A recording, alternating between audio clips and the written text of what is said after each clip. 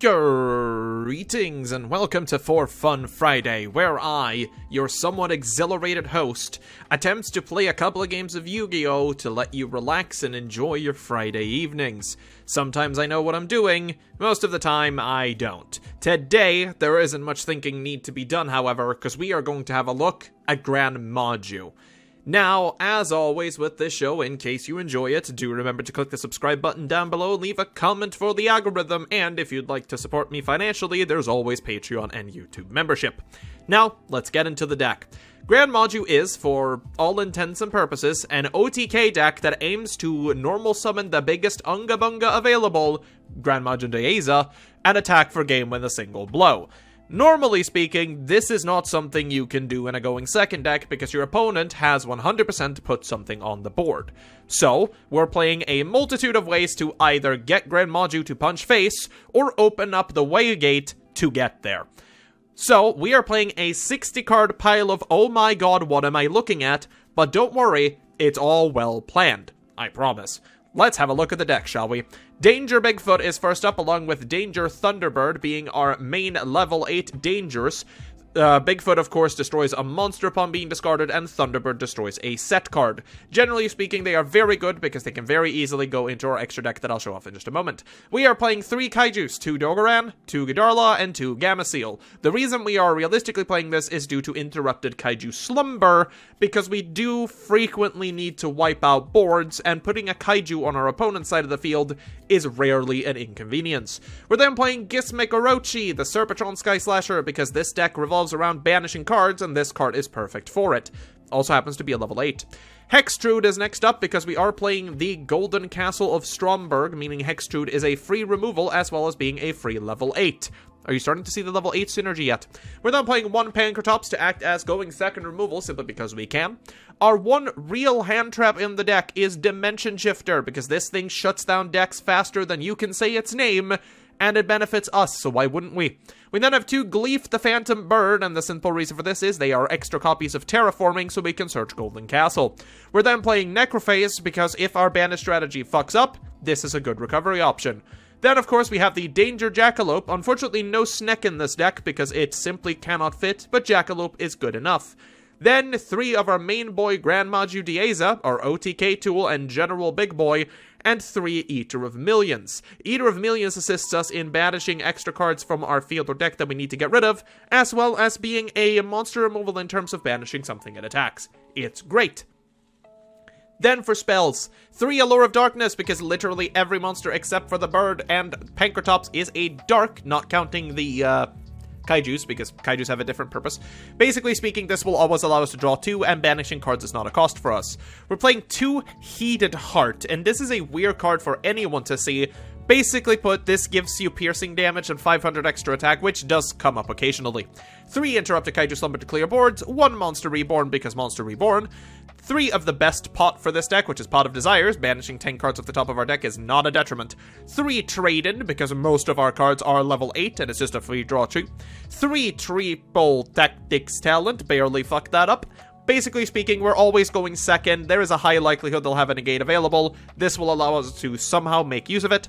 2 Forbidden Droplets to deal with problems on board. 3 of the possible best field spell in the game, Golden Castle of Stromberg. During the standby phase, we banish top 10 cards from our deck face down, which is not optional. And then during the main phase, we can special summon 1 card from a deck that lists the Golden Castle of Stromberg, which is going to be Hextrude. And if a monster attacks us, they take damage equal to the attack, and the attack is negated. It's hilarious because people don't read this card. Lastly, 3 Infinite Impermanence, because it is a decent enough hand trap-ish thing we can make use out of. Then, for the extra deck, we are playing number 97 Draglubion as an alternative OTK tool, which summons Numeron Dragon that gains 9,000 attacks and beats in for game. We are playing number 38 Hope Harbinger. It's just a spell negate, rarely comes up, but sometimes it does. We got Neo Ice Galaxy Tachyon Dragon as a material for Draglubion and basically nothing else. Galaxy Ice Tachyon Dragon also exists, which can be used with number C107 in very rare occasions. Dingirsu in case we need to protect our board for any reason. Galaxy Ice Photon Lord in case we need a monster negate for any reason. Sanaphon the Sky Prison in case we really, really hate the graveyard. I don't know, man. 1 Invoked Mechaba. This is just a funny card that I have. Then we have an Entis, which is the normal Dogmatic punishment target, of course. Then we have a Cyber Dragon Nova. Again, this is mostly just here. It's a fill slot, as far as I remember. I don't think it was used for anything. Then a Unicorn, a Cerberus, a Phoenix, and an Anima, all of which we very rarely go into, if ever. That's enough of the deck tech. Let's head on to some duels and show you exactly what kind of Unga Bunga I want to play today. Here we go again, our first duel of today. We're back again on safe mode because I am a silly boy and I forgot to put that a couple of times now. But we are now safe from evil people, I guess. And we're playing up against Boojins. This is going to get really interesting because who on earth plays Boojin these days? Our starting hand is okay, actually. A trade-in for our Dogoran is really good as he brings out two of the Boojins, being Turtle and Mahiyotsu. Send a Boojin, add a Boojin with a different name. This is the one we're going to negate to stop him from searching what he wants. We don't like searching when you're playing a Boojin. Realistically speaking, it's going to go into Susanoo, yeah. That's going to trigger the Torifun to equip itself, which is A-okay. He's going to set one, activate the Susanoo, which basically searches him another Boojin, which is unfortunate, giving him the Boojin Crane. That ends his turn, though, which is kind of okay for us, actually. We're going to go ahead and we're going to Dogoran this away. We don't really like to deal with it. We're going to Pot of Desires, banishing 10 and drawing a Bigfoot. At this point, we're probably going to trade in, throwing the Bigfoot to draw 2, which is okay. We're going to go Bigfoot. We're going to destroy the Dogoran, so we get rid of it. We're going to activate Allure of Darkness here, drawing 2, and throwing our Dimension Shifter that we don't need. Unfortunately, this is kind of everything we got, and we didn't really draw into anything that we wanted. I don't think we can safely do this, but we're going to do it anyway, so we're just going to choose to banish a couple of our extra deck cards here. Keeping some of them still alive, because we kind of need them. Just summoning the Eater of Millions and punching him for 1,500. It's not what we want to do in the slightest, but... okay, we get Mirror Forced anyway, which is fine. This is an old-school Boojin deck, but if you're going to draw nothing but Kaijus in a 6-card hand draw, ain't much we can do. Mahiyotsu is going to start the combo yet again, because it's Mahiyotsu. This is going to create another Boojin, most likely. Also, we're running Time Warp sleeves for this duel, apparently, which is interesting. There is Susanoo number 2. This is going to equip Torifun. It's going to activate Susanoo to search for another Boojin. It's going to be Torifun. He's going to go to battle and punch us for 24, which we're just gonna take, I guess. Don't exactly have a big option on that one, Chief. Well, we draw an Infinite Impermanence, which, again, does us nothing. Very unfortunate here. Yeah, we're just gonna pass. The issue of playing 60 cards is that if you look at our banish right now, this is all of the cards that we kind of wanted to draw into. Really unfortunate. We're going to get Tojifuned here. This is going to bring out 2 more ones. He's probably going to make another Susanoo here, which we are going to negate, if possible. Decently sure we are still just kind of dead, so... this is going to search 1. This is a once per turn, so we'll just negate this one.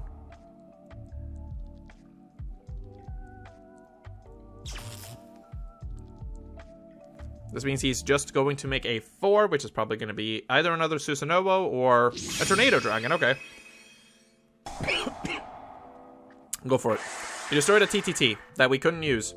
You're welcome. This is going to activate Centipede to destroy the other one, which was also a TTT that we couldn't use. Great fun, isn't it? We're going to take a massive beat stick to the face here, and we're going to need a MAJU. An Allure isn't a MAJU, but it is at least a draw spell. We'll fire the Allure.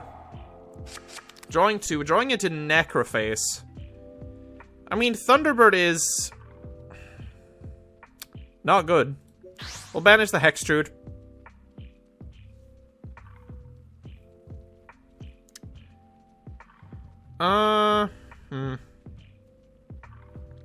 It's only going to gain 1,700, which is not a lot, to be honest, here.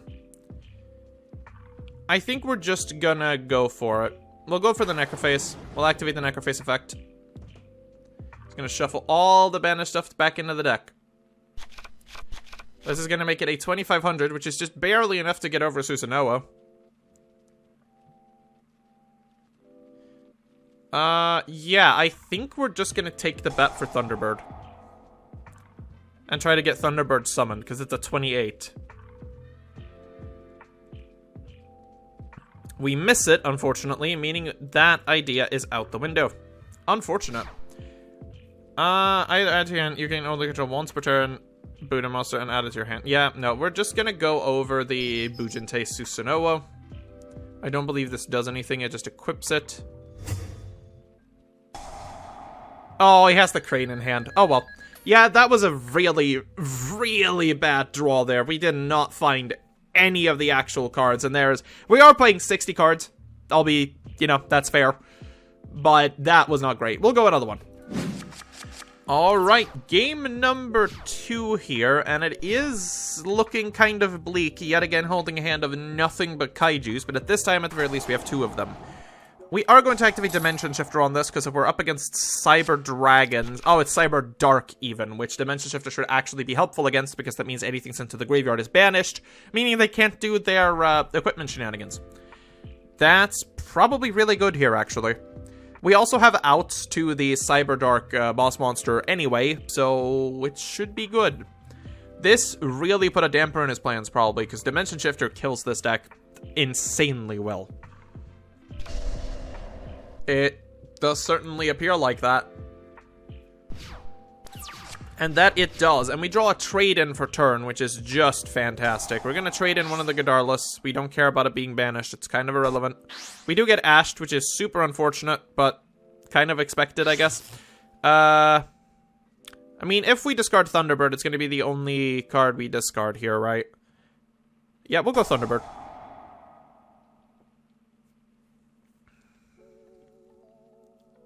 I'm gonna try and get rid of that set.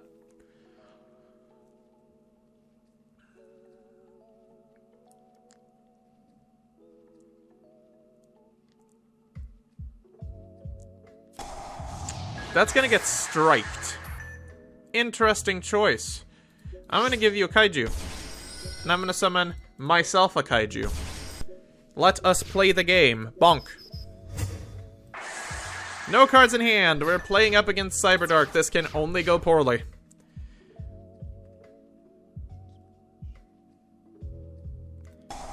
Yeah, we know they have Horizon in hand, which is going to let them send a bunch of stuff to the graveyard, which is why Dimension Shifter stopped them the previous turn. But we probably really needed that trade-in to really get to do anything here, which is really unfortunate. I'm unsure why he decided to strike the Thunderbird, given that the Thunderbird could have just summoned something there. Right, Nachter and Chimera. Alright. This is probably going to be very, very bad for us. Adding the Claw to hand, which is probably going to allow him to, yep, dump the Cyber Dragon. Or Cyber End Dragon, rather, I should say. Dropping the Keel, and that should be full combo. We don't exactly have any interaction here because we opened 3 kaijus again. There's the Cyberdark Realm.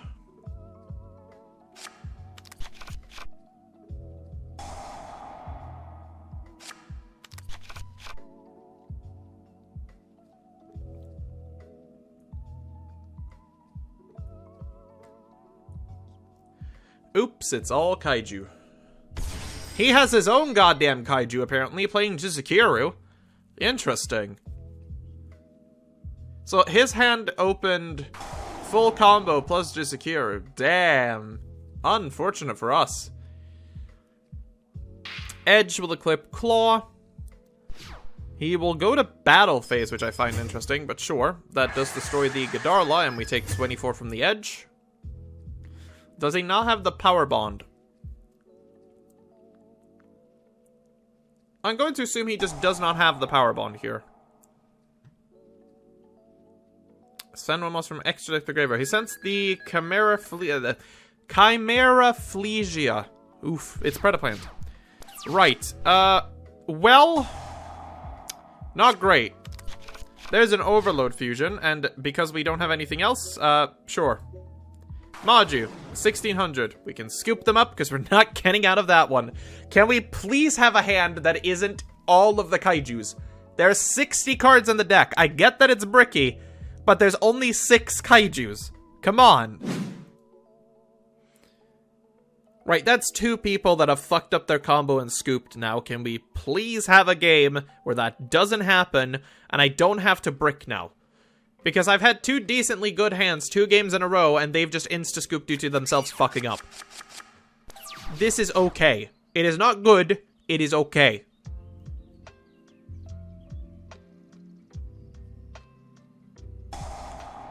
Valhalla Hall of the Fallen. Okay. I have not seen Valhalla in a long time. Zaridius searches for the sanctuary in the sky. Okay. So, could this be counter fairies? My only guess here is that this is counter fairies if you're playing both Valhalla and Sank. Age of Creation Venus is going to summon a bunch of shine balls. It might not be. I'm very curious. You've got my attention, Mr. Duelist. You truly have my attention. What on earth am I playing against? It's gonna summon 3 shine balls from the deck using Agent of Creation Venus. Yep.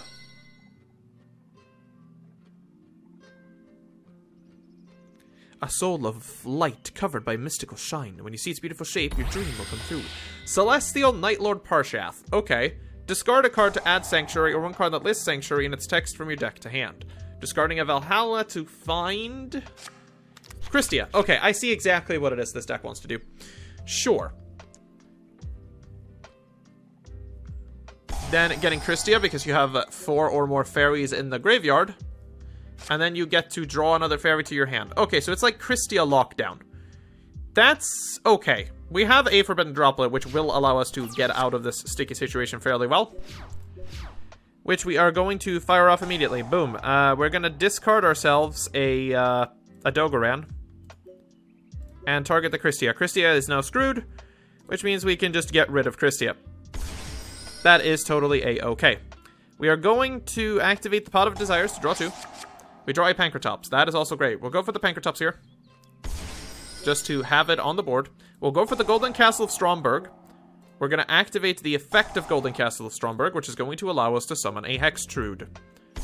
With Hextrude now on the board, we can activate Hextrude to target any face-up card and kill it. We're going to get rid of Senk.